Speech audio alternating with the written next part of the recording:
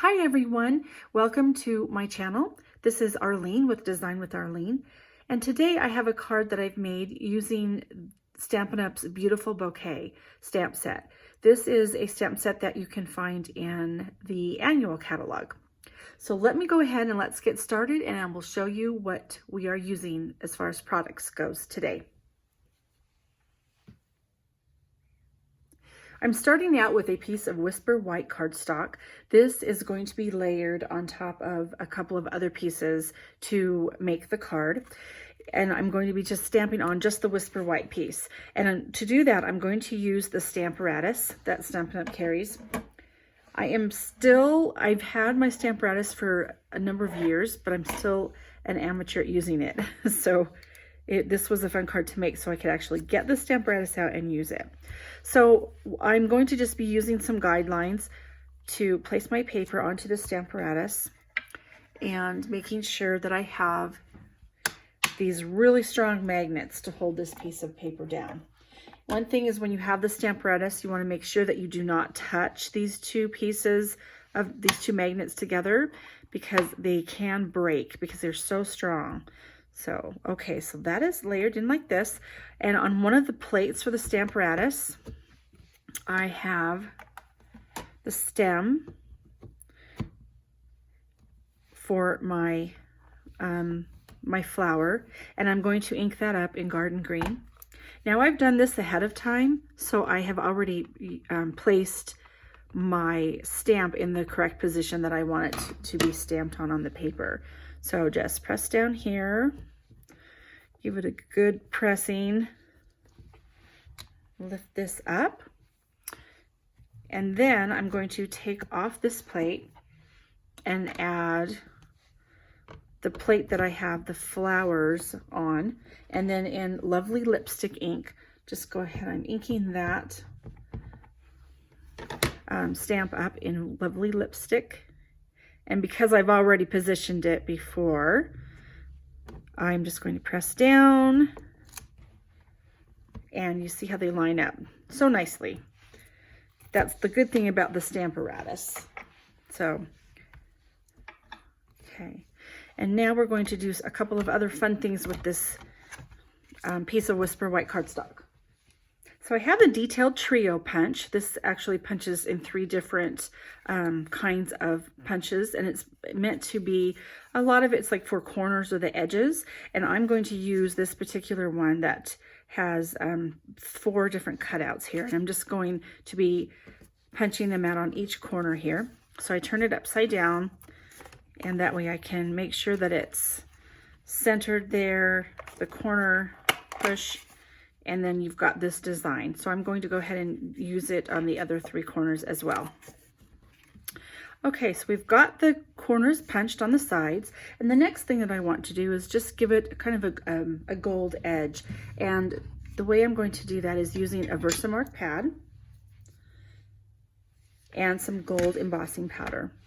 I want the Versamark ink to get on just the edges here, but I don't want the powder, the embossing powder, to be sticking on the rest of my cardstock.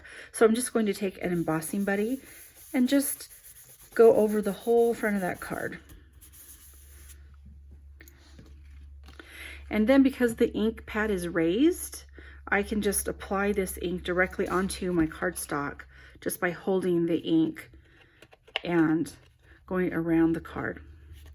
Now this is something I don't want it to look too perfect. I want it to give it a handmade look. So if a little bit of extra ink gets onto the cardstock, that's okay. Gives it the handmade look, right?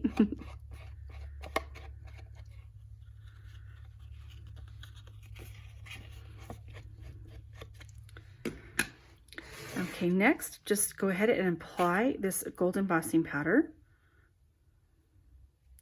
And you don't have to worry about getting too much on to your paper, because what you do is you just kind of tap it off like this, upside down, and you can see where I got, looks like it's either sticking or a little bit too much here. So we'll wipe a little bit of it off and just reapply it there.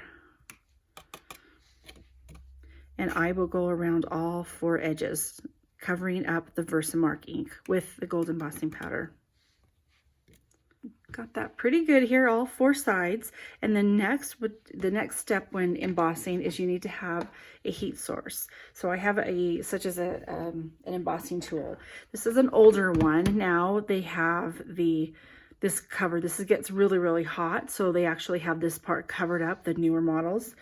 So, and remember, I've been stamping a long time.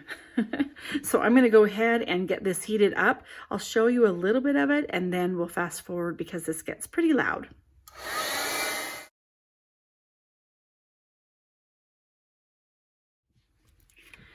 Okay, you can see all the way around the edge here, that golden pot embossing powder has been heat set. So it basically just melts all those little tiny little, almost they look like grains of sand. And it's embossing powder. It's been melted and then it is adhered onto it. So it does not brush off once it's been heated. The last thing I want to do is add, as far as stamping goes anyway, is add a stamp saying it says happy birthday, because I can never get enough happy birthday cards. And this one, all right, now we have the right stamp, which really is a happy birthday stamp. I'm just going to use the black Memento Tuxedo black ink and stamp just right up on the top.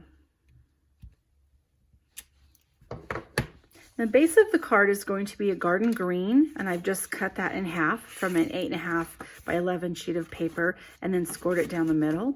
And then I have a mat that's a little bit smaller. This is in Lovely Lipstick, and it's going to be adhered onto my garden green like this. In fact, let me go ahead and just add that right now. Now again, if you want dimensions, head on over to my blog and I will have the dimensions all for you. And then this is just going to go ahead and adhere that as well onto that piece of Lovely Lipstick. I just like saying Lovely Lipstick. I like the color name. Okay, let's center that right on here. Okay, pretty. All right, and the next thing that I want to do is add some bling, of course. So I've got the sequins. These are the Peaceful Poppies sequins. And in here are your, you know, like an original shape of sequins, but you also have little flowers. And these, if you can see that right here, these are what I'm going to use. So I've got a variety of colors and I'm just kind of choosing. I like the gold as well, but I like the way this goes with the Lovely Lipstick. And then I've got some kind of iridescent colors in here as well. And I'm going to just make little dots with my Tombow glue and just kind of randomly over here, but you just need a little bit of glue. And then I will just add and glue on these sequins to the front of the card. All right, and then I've also, you can see that I've added on with just a little bit of the Tombow liquid glue. And then one little tip I just wanted to share with you. When I am storing this, I like to store it upside down when I'm using it. That way I don't have to wait for the glue to go down. I don't have to hold it upside down and wait for the glue to come to the tip of the bottle when I'm using it. So I just take an empty spool that had ribbon in it, and then I put it just like this. I store it upside down when I'm using it. So when I go to like crops or I'm working on my cards and stuff, I just have this either at my desk or my table, and it stays like that throughout the day. Okay, so we need to add one more little thing, and I've got some of this ribbon. This is the Crinkled Seam binding ribbon. It's very flowy. I don't know, it's just very drapey. It drapes. I love the way it just handles so well, and it actually makes pretty good bows. So let's see if it doesn't prove me wrong here. But you can see how easy it is to make this bow. It's very pretty. Very elegant looking ribbon. Just snip off the tail here.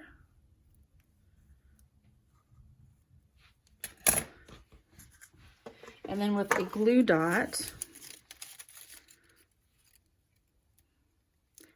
take that and add it to my card. like that. And there is a beautiful birthday card ready to send to your friends. Thanks everyone. Thanks so much for watching and have a great day. Bye.